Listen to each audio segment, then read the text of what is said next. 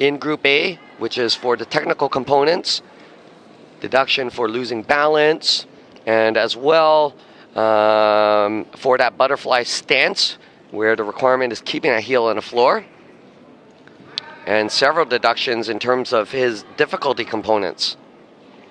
Our next competitor is from Algeria. Nedjari, Amine.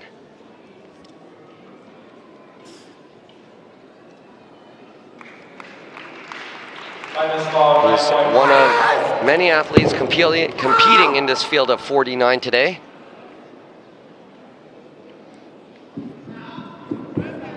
A backflip into butterfly stance, followed by an outside 540. You saw the missed landing there. So definitely that will cost him at least a 0.3 for that difficulty combination. And when we're putting these routines together, what we talk about in difficulty is there are A-level difficulties where the movement is typically worth a 0.2 value and the landing or transitional component typically worth 0.1. Then as you move up to B-level difficulty, which comprises of more harder moves or movement with more rotation, typically the movement is worth 0.3 and the transition is worth 0.15.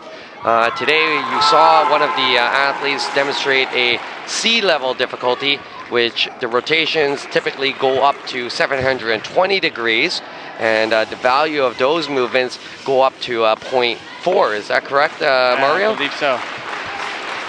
So thereby you can see that the overall point structure is really up to the athlete and their coach to maximize that point value and ensure that they're able to execute the movements.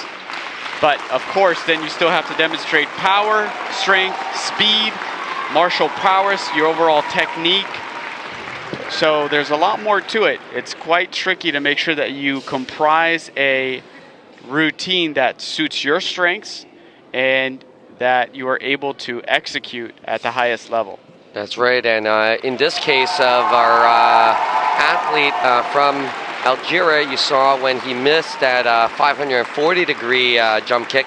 So for example, there was a value of 0.3 plus 0.15 on that difficulty move, and definitely that will be taken away and is deducted from his final score. And as we see, there it is, it's a final score of 8.66.